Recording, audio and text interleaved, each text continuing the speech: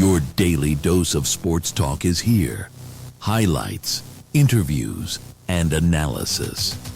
From the entertainment capital of the world, SportsWrap with Jason Page starts now. And we welcome you to it, this Wednesday edition of the show. So much to do over the next 60 minutes. Glad to have you with us across the U.S. and Canada on over 260 affiliates, or if you're watching on YouTube or listening on the podcast version of the show, we appreciate that as well. Kurt Helin joins us every Wednesday on the show for the NBA Weekly. Get some thoughts with him on everything transpiring around the association. Big news from college basketball. North Carolina making a change at head coach. What does it mean for that school and who may take over that job? Some news from the NFL that we'll get to now, but also some other news that we'll get to coming up a little later on in the show. Tiger Woods makes his return. Baseball over-under predictions. Sam Yarnell will have a few of those for you coming up in a few minutes as well. But we start things out as we always do on this Wednesday edition of the show. It's time for the big story. And the big story today comes from the world of the NFL. And I remember back in December when Puka Nacua was seen on a video, a social media influencer, Aiden Ross, who is a contemptible human being. And he was doing this dance that was thought to be sort of an anti-Semitic touchdown dance that Aiden Ross wanted him to do. Talking about all these different things, talking about officiating, how officials are, fixing, or not fixing, but trying to just get themselves on camera, which is why they call penalties, all of this stuff that he was talking about, and really casting a negative light on himself. I remember doing a SportsWrap short talking about the fact that this isn't just some immature kid. This is a kid with some issues. This is a kid that obviously somebody has to step in. There needs to be an intervention when it comes to the behavior of Puka Nacua. And I remember so many people going nuts when I posted this SportsWrap short saying, no, the Aiden Ross thing, he didn't know. And Aiden Ross is Jewish, so he can't possibly be anti-Semitic or anything like that. No. And then you see the newest story about Puka Nacua that has emerged here in the last 24 hours. TMZ had it first. So you always give a little bit of you always take a step back when it's TMZ because a lot of the time they get it right. But there are also instances where you got to be careful because it's TMZ. But this story that has emerged about him and a woman wanting a restraining order against him, which, by the way, it deserves to be mentioned.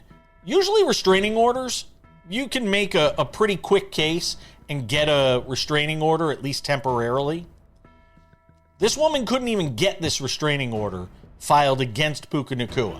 So take that as part of the entire conversation on this Puka Nacua story that we're about to talk about.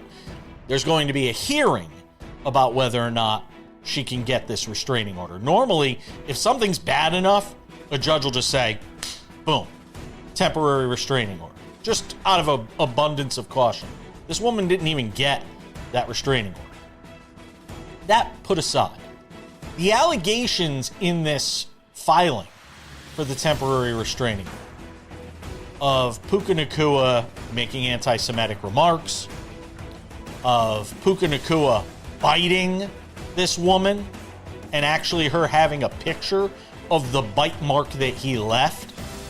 And an attorney for Nacua, by the way, not denying that his client bit this woman, but calling it horseplay. I remember a time where Marv Albert was basically off the air and was castigated. You'd have to go back and look at this, kids, because it happened a long time ago. Where Marv Albert was, taken out to the woodshed because of, kinky things he liked to do in bed, allegedly. Crazy stuff like that. Puka Nacua literally was biting this woman. And his attorney's like, it's horseplay. Guys being guys, boys being boys, Because who doesn't leave their entire teeth imprint in some woman's part of her body? So they're not even denying that part of it. They are denying the anti-Semitic part of it. And they're saying this whole thing is a shakedown. The woman's trying to get some money out of Puka Nacua. And look, all of this stuff will eventually shake itself out. But the Rams have a massive problem right now. He is a liability. On the field, it goes without saying he is one of the most talented players in the game at his position. But now you've had two instances, one verified where he was literally doing this dance that people would say is anti-Semitic. Two, this now less verified instance of this woman, we have to take her at her word, is saying he made comments about Jewish people. Then you throw in the biting. And then you throw in this laundry list of things that have happened with Puka Nacua over the last, year. Really, just 365 days. We can go back and sit here and look at it. Got wasted after the Super Bowl, made fun of Sam Darnold. Lied about going on a skydiving date with Sydney Sweeney. His brother, granted this is not Puka, arrested, stole an NBA player's wheels. Called Myles Garrett the NFL's equivalent of Giannis Antetokounmpo. Criticizing the refs. Says the Chiefs missed the playoffs because of the Taylor Swift. You just add it all up here. And you're kind of figuring out this isn't a glitch. It's the program. This isn't a glitch in the system when you're talking about Puka Nacua. This is who Puka Nacua is. And you can put up all the apologies you want about, that some PR person wrote up after the Aiden Ross incident. You can put all that stuff up that you want. We know who you are at this point. And the Rams have to make a decision. And they got to make it now. Because either you're making your bed and you're laying in it with Puka Nacua because he's just so talented you cannot bear to part ways with somebody and be damned who he offends. Or if you're the Rams, you're at this crossroads with this kid. And you've got to make a decision about whether or not you want this to be a part of your future. Right there. With Aiden Ross. And doing this stupid sort of boneheaded stuff. If this is more valuable than that. That's the big story. We're coming back, talking baseball. Overs and unders next.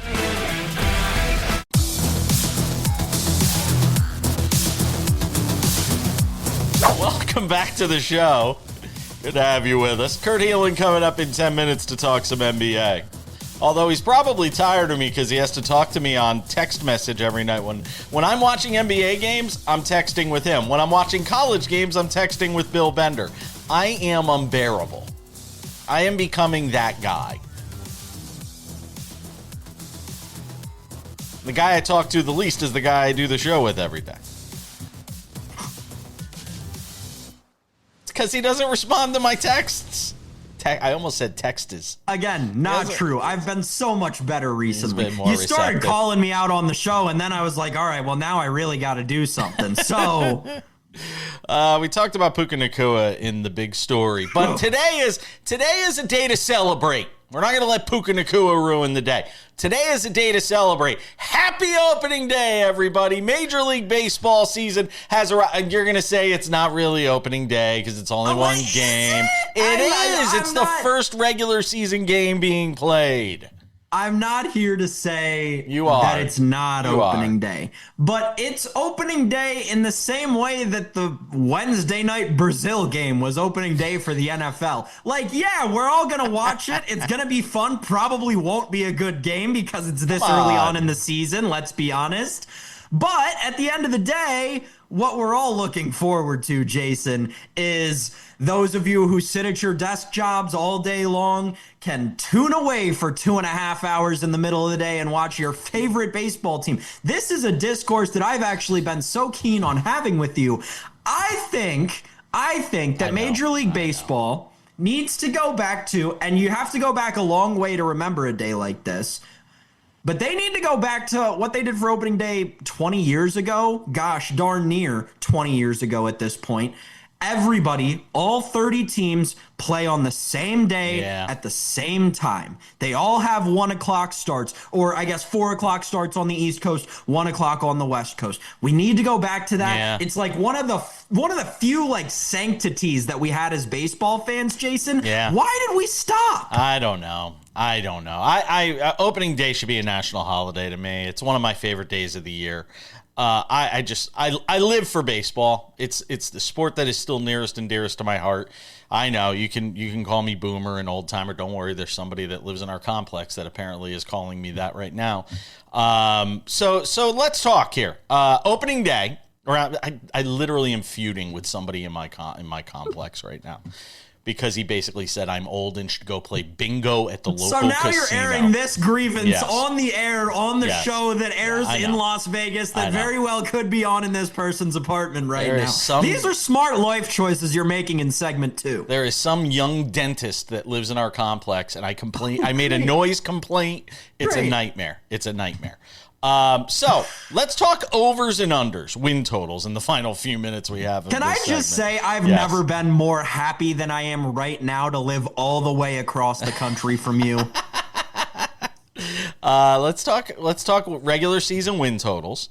I challenged you last night. I said I want 5 overs, unders that you love the most this year. So Sam Yarnell, rather than talking about the dentist that lives in my complex that is just... You're not making it any better. No, I'm not. But I want you to tell the audience 5 overs and unders that you like for this season. Go ahead. I will sprint through them, Jason Page, and a lot of them are unders. And I know people don't like betting unders, but when you're talking about season-long bets, they're generally the smart ones to take when you can. It's like going to the wedding and rooting for divorce. I know, it's upsetting. But honestly, in a lockout-prone year, in a year where we're all kissing baseball goodbye, I'm happy to bet unders. I'm happy to root against all of these teams. We'll start with the Cincinnati Reds. Listen, the Cincinnati Reds I've talked very strongly about on this very show. I think that they're a team that are being a little bit overshared in the market. It seems like they've become a little bit too public, like David and Jason and I were talking about yesterday on the show when we were talking about the Las Vegas, Oakland, Sacramento Athletics. They're just a team to me that have become a little too public, and for that reason, I'm going to go under on the Reds win total of 80.5. I think they're close to a 500 team. I don't think they're all the way there yet. I think they're going to lose a decent amount of games. Reds under 80.5. Cardinals. I think the Cardinals could be the worst team in Major League Baseball this year. They are a team that are in the midst of rebuilding, and that's fine. Every team goes through phases like this. It's just come the Cardinals' time. Arenado's gone. You look at the pitching staff, and it's kind of a disaster. Give me the Cardinals under a low number, 69.5 wins. To the NL East, I'm going to go with the Phillies under 89.5 wins. This team does not feel suited to win 90 games this year. I know they just gave Chris Sanchez a ton of new money. There's a problem with that when you give pitchers new money. They tend to take a year off from pitching at their all-star caliber selves. We're relying a lot on Zach Wheeler to come back from thoracic outlet syndrome. Look at pitchers' histories with that. It ain't great. Bryce Harper's a year older. He had the whole falling out with Dombrowski. The contract buyout of Nick Castellanos was a disaster in how all of that ended. Give me Philadelphia under 89.5 wins. And my last under, Jason. It's going to pain you to hear it, but I'm going to go with the New York Yankees under 90.5 wins. And this is solely a money play. There is a ton of sharp money that is coming in on the Yankees under win total. It's been bet all the way down to 90.5. It was 93.5 at open. Listen, they got really big buildings out in Las Vegas, and they've got them for a reason. I'm going to follow the money here, and I'm going to go Yankees under 90.5 for their win total. The only over I like, and it's just to be kind of annoying, give me the Los Angeles Dodgers over 103.5 wins. They didn't come close to their win total last year despite winning as many games as they did. I think they may be out for a regular season vengeance this year. Oh, and by the way, the team's better than it was last year. All right, I only have a few that I want to get to because I agree with a lot of yours. First of all, on the Yankees, I think you're nuts. And here's why. You could talk about money play all you want. I'm just going to give you statistics. Listen, since 2017, do you know how many times the Yankees have had less than 90.5 wins? Once. And I think it was the year Aaron Judge missed a ton of time. They were 82-80 that year. Since 2017, they've won 91, 100, 103, 92, 99, 94, 94 games. They're going to win that in their sleep. Take the Yankees over 90.5. That's a no-brainer to me. You know the other one I'm going with? You know, all this hatred. You think the Cardinals could be the worst team in baseball. Well, apparently the books think the Rockies are that team. Because the Rockies are, I think, at 55.5. Take the over. I mean, come on. They've got to win more than 55 games. They got to win more than 55 games. So that's the one I like. A fun statistic for you in the last 15 seconds. It's the 11th time that we'll have a team with an under 60-game win total. 6-4 to the over since 1990. Yeah, take over 55.5 on that. Kurt Helin joins us next.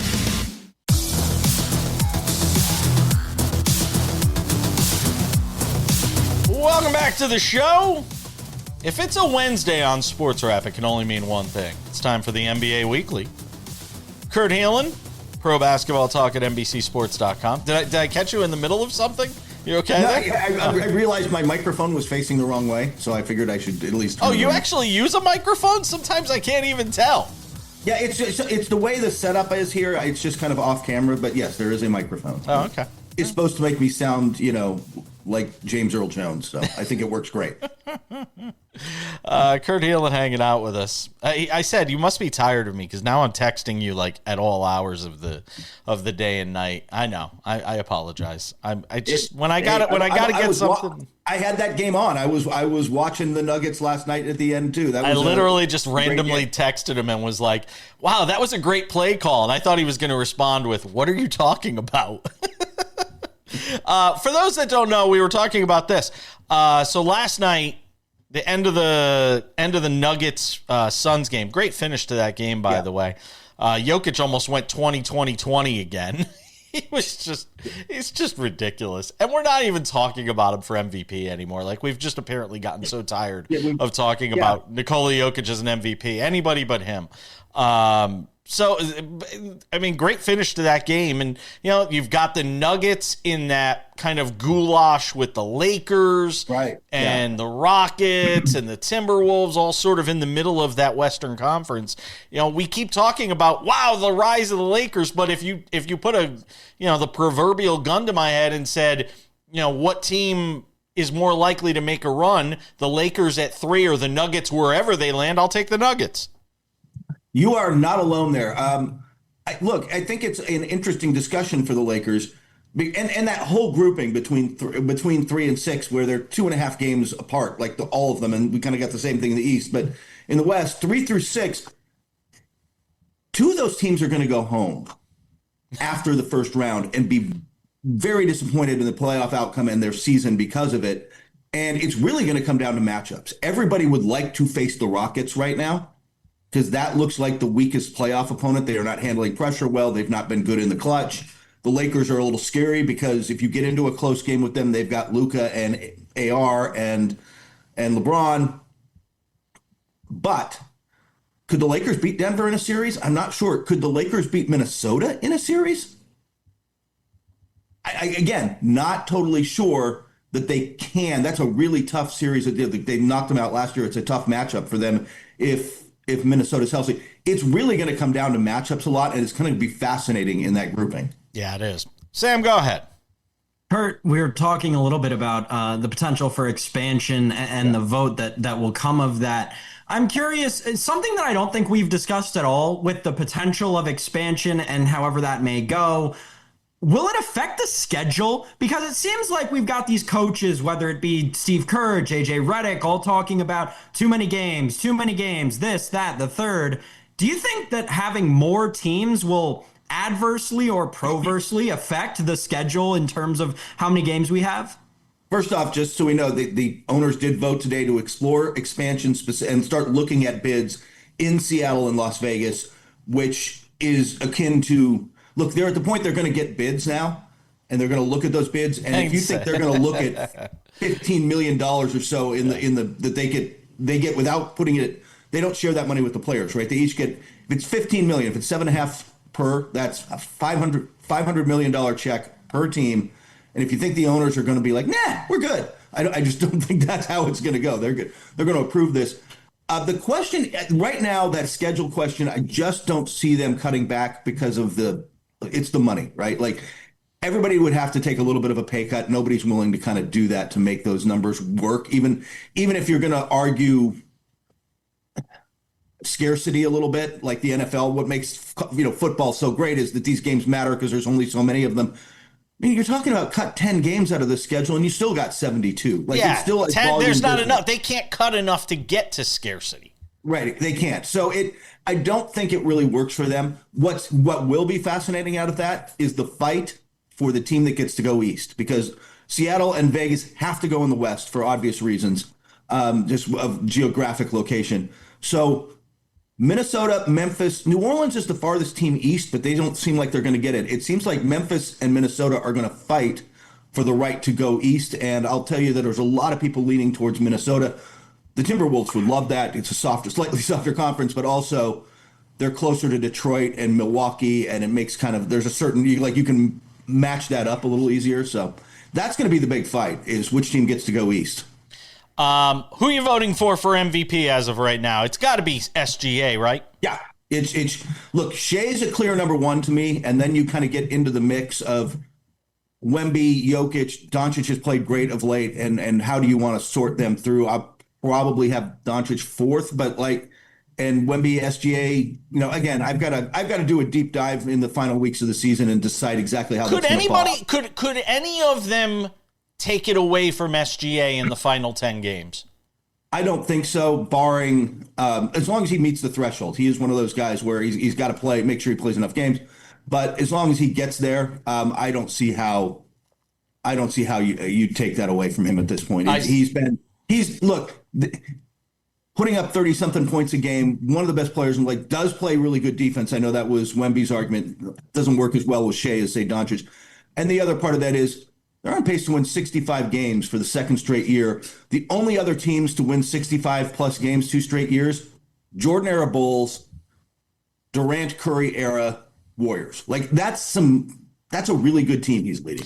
I sense a 65-game threshold question from Sam coming. Hold on. 100%. That's exactly what's coming, so Jason. You saw the statement that we got, Kurt, yesterday from the NBPA. What did you make of this? What do you think is coming with the 65-game min?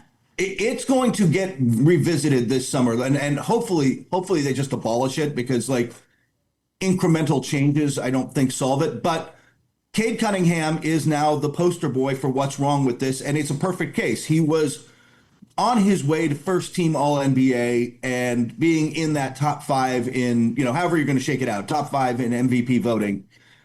And he suffers the collapsed lung on kind of a fluke play, and the buzz out. Look, he could theoretically come back and still play 5 games, but the buzz out of Detroit is really we just want to get him back for the playoffs. They don't really expect to see him the rest of the regular season. And if that's the case and he falls short of that number, he'll finish at 60 qualifying games. You and I have talked about this here before. What I'd really like to do as a voter was, I'm going to ding him for that. I'm going to ding him for the missed time, but he falls to second team All-NBA or third team, or however you want to shake that out, but he gets rewarded for it still. Yeah. Kurt Helin's hanging out with us. One more segment to talk about. We'll get to some more from the East as well as we continue on SportsWrap.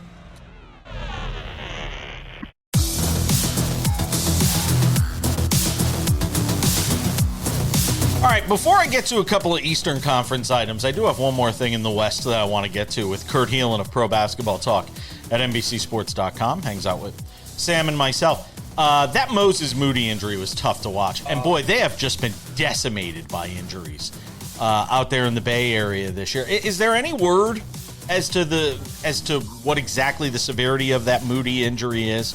Oh yeah, it is a torn patellar tendon. Yeah, that's what I thought. The kneecap is the tendon, and that it's a really common football injury. A lot of linemen get that one.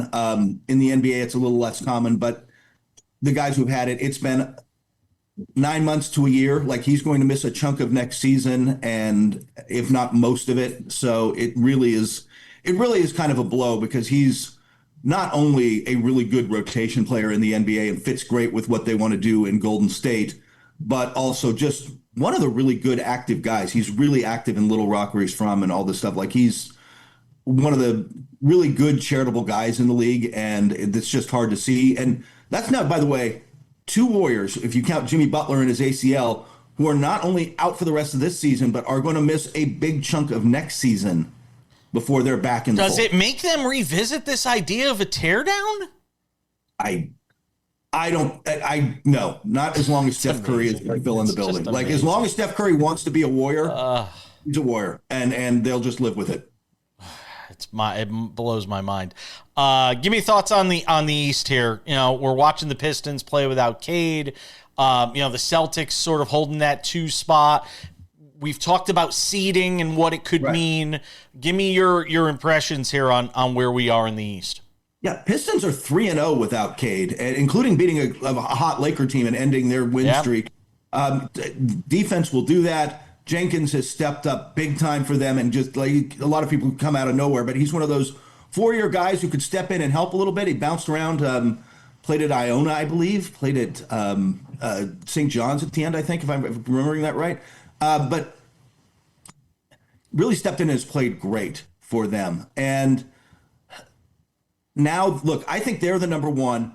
Your Knicks and the Celtics are like, it's going to be 2-3 in whatever order, and it's going to come down to the final days. That's a really tight race.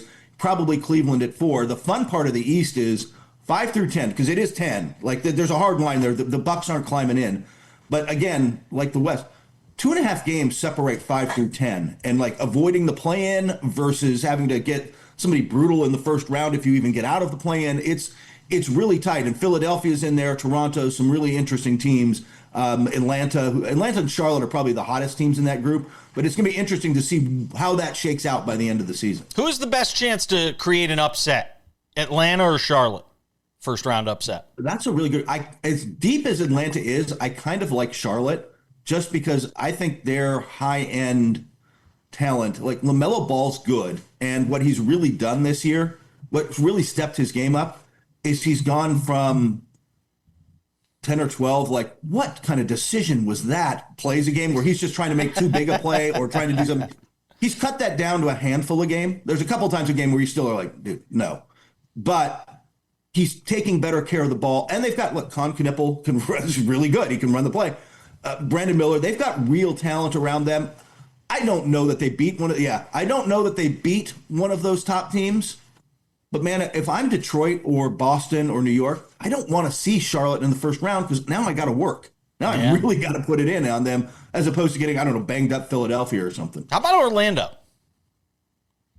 They feel like they've been in the same spot for 3 years, Kurt. Yeah, because Paolo Banchero's awful. Sorry. Wow, tell us what you really think, Sam. Sam agrees with a lot of people in Orlando, not necessarily with the team, but like there's some frustration there with whether he's a really good player. He's an all-star level player, but is he your number one? Can he play next to Franz? Remains Wagner, who's out, but will be back soon. Remains a legitimate question. Are you better off moving Paolo? And is it a question of not just talent, but fit? And do they need to make changes there? I will say this, there will be changes in the offseason. And if I were Jamal Mosley, I might be contacting realtors. He is one of him, Doc Rivers. There's a couple guys who there's almost no chance they're back next year, no matter what happens. Speaking of guys finding realtors and offseason moves, Kurt, there are 2 players I wanted to ask you about. Let's start with Giannis, because this is a guy we've been talking about getting traded for darn near 18 months at this point. It feels like this is just getting uglier and uglier by the day with the grievances and the Bucks being mad. Where are you at with the whole Giannis Bucks situation? God, there's so much unnecessary drama. Again, I didn't look right before I came on, but they were, I think, 7 or 8 games out of the play-in with 10 to play. Like, they're not mathematically eliminated, but they're eliminated. Look, Giannis, in this case, it's just performative. Everybody knows you're competitive, dude. We all get it. it just feels like it's just performative for you at this point. You have to do it for your own ego, when the best thing for this team would be to look. There's teams that they are in the mix with odds wise, like the Pelicans, who are lost last night to the Knicks, but are trying to win. Like like you might be able to jump up a couple spots and help your lottery odds. And I think that, I know everybody hates the tanking thing, but when you get 10 games left in the season and you're out, I get where they're at, but that's going to become a thing. This point of tension will build over into the offseason. And again, most teams are expecting the Bucks are going to try to pull something out of their hat, and it kind of depends on where that draft pick lands and what they can do with it.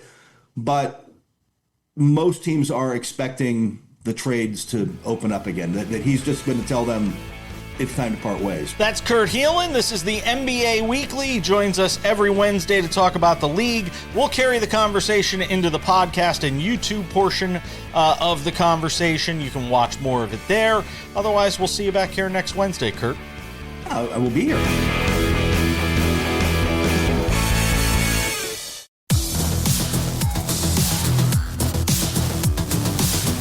Welcome back to the show. Odds and Ends wraps it up in 10 minutes with more news from the NFL that doesn't have to do with Puka Nacua.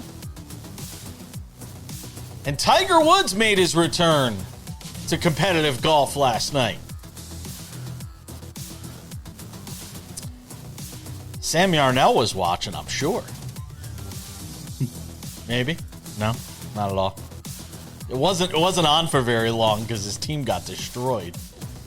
So big news out of college basketball, Sam. We were actually we're not going to talk about the Hannah Montana 20th anniversary special that was on last night. See, that's my reaction when you talk about TGL and Tiger Woods playing golf. We'll get to that in Odds and Ends. Hubert Davis and UNC parting ways, apparently winning 75% of your games or whatever it is while you're the head coach at UNC these days isn't enough. I always think part of this, though, and we'll get into, who might replace him and who could replace him. Some of this stuff is, to me, boils down to expectations. We talked about this at Kentucky with John Calipari. They ran John Calipari out of town.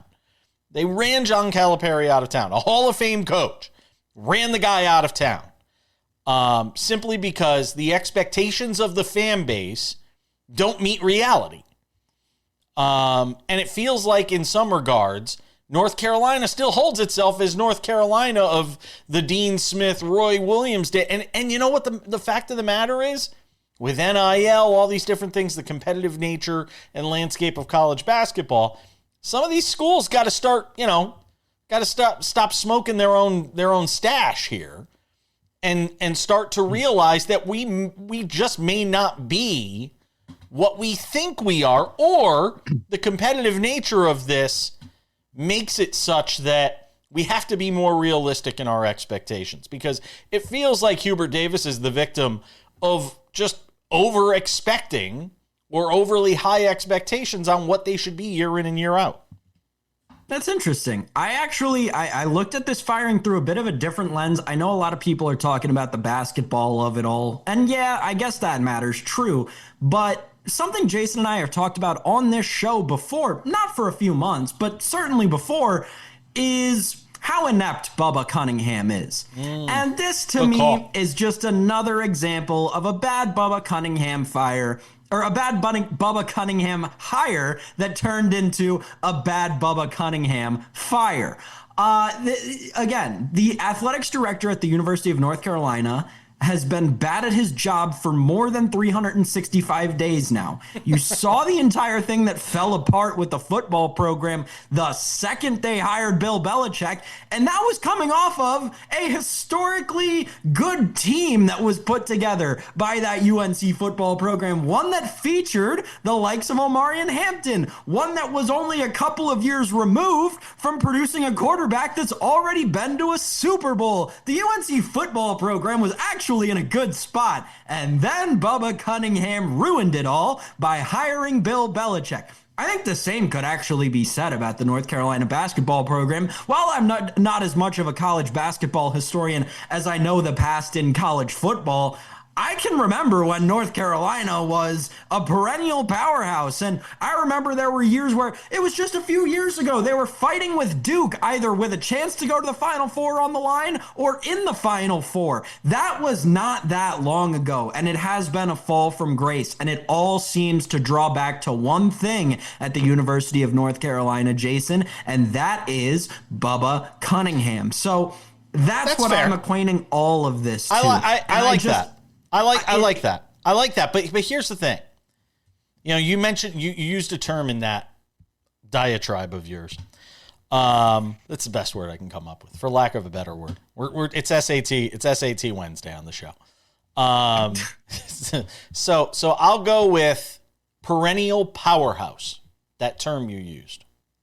The problem is there's a lot of perennial powerhouses in college basketball, and you know what? Some years they can't all wind up, getting out of the first weekend of the NCAA. There's going to be upsets. Remember, this is a team that lost one of their best scorers. I just think there is a knee-jerk, this overreaction because of all the money being pumped into these sports. The expectation, got to have it now, got to have it fast. We have to be in the Final Four every year. We got to be in the college football playoff every year, or at least in the conversation every year. That a lot of these schools are making decisions. Man, all right, you can tell me, and I use this all the time, you can tell me Hubert Davis is gone. Who are you replacing him with? Because unless you have some firebrand, surefire, great coach that you can guarantee is going to come in there and be better, you don't know that the alternative winds up being better than what you just had for the last several years with Hubert Davis. Yeah.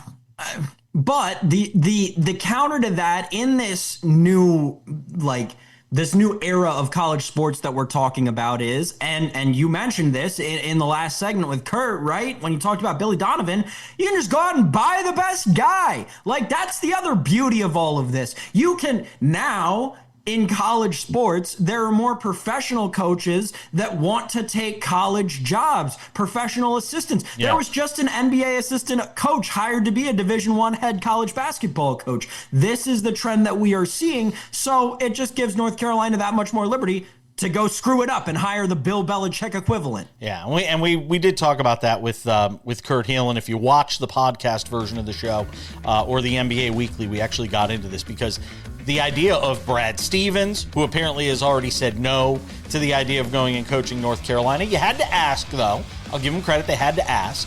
And the other one is Billy Donovan, who's likely going to be departing Chicago. Maybe Billy Donovan winds up, being somebody they go after. All right, odds and ends are right around the corner. We'll wrap up the show next.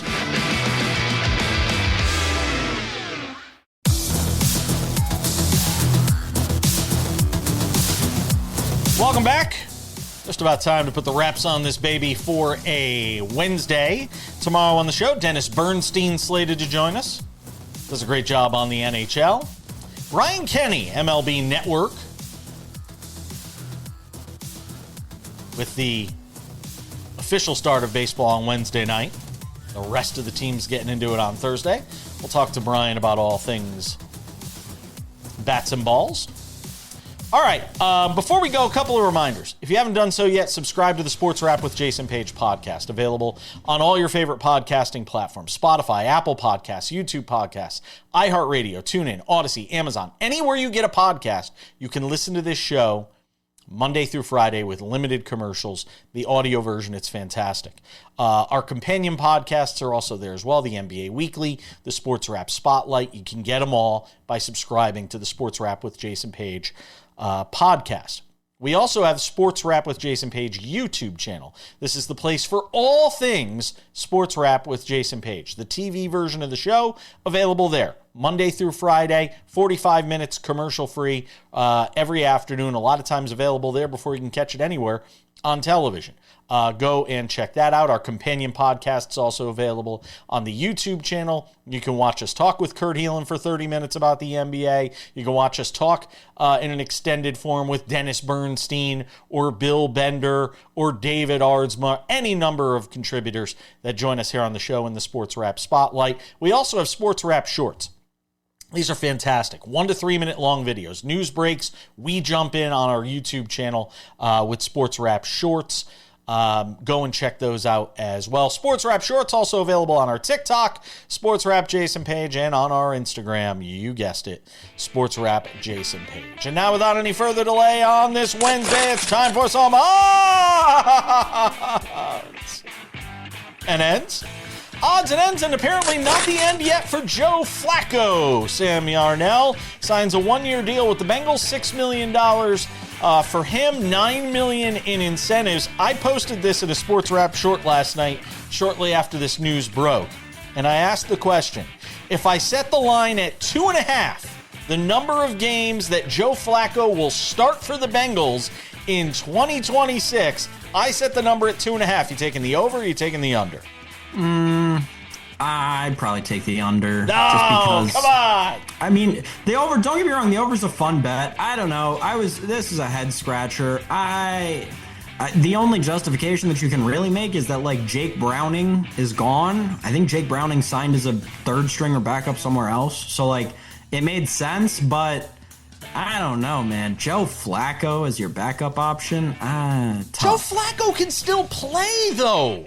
And with those receivers, look, if you protect him just enough, Joe Flacco. Let me throw something in. You ready for this, Sam?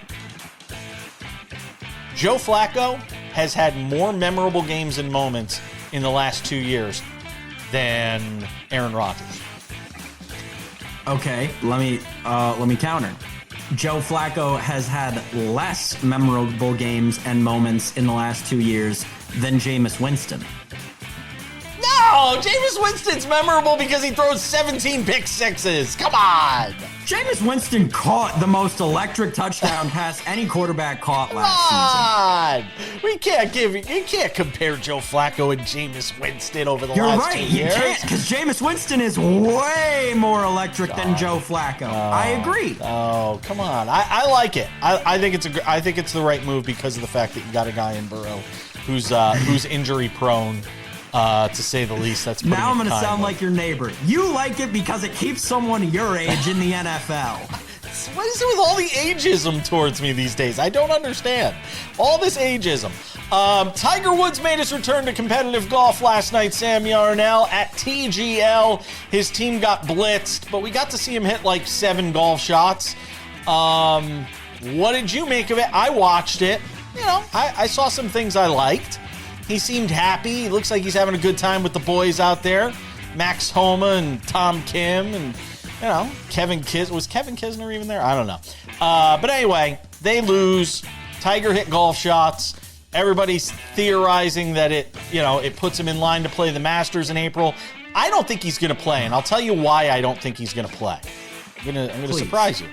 Can't wait. He has one of the most famous records in all of sports right now, and that is this: 24 straight cuts made at the Masters. I don't think he's putting that at risk. Yeah. I don't think he's putting that at risk unless he is 100% sure he can go out there and beat Tiger Woods, at least to the degree that he's going to make the cut, because that means that sort of stuff means something. Just a thought. Yeah, does it count? So he's never, I mean this in no way as a slight to Tiger Woods. He never, it counts if you withdraw, right? Or if you have a medical something, it counts as missing the cut. So that's actually incredibly impressive that he's played in that many Masters and not even had to withdraw for 24 straight Masters tournaments. I know it's not 24 straight years, but nevertheless, that is incredibly impressive. And I do think that is somewhat justification to not do it. Listen, it was fun to see him. I'll tell you, he looks incredibly hyped up in all the action shots that TGL posts on social media, which is great to see. But again, please don't take somebody's spot at the greatest golf course in the world. We'll see. We still got 16 days or whatever until the Masters, so we'll see if he winds up showing up. That's going to do it for us on this Wednesday edition of the show. As I said, tomorrow, great show. Dennis Bernstein will be here, Brian Kenny as well. Thank you to Kurt Helin, as always, Pro Basketball Talk at NBCSports.com. Thanks to you, Sam Yarnell. Thanks to all of you at home for watching. I'm Jason Page. We'll catch you back here on Thursday for another edition of Sports Wrap. Bye-bye.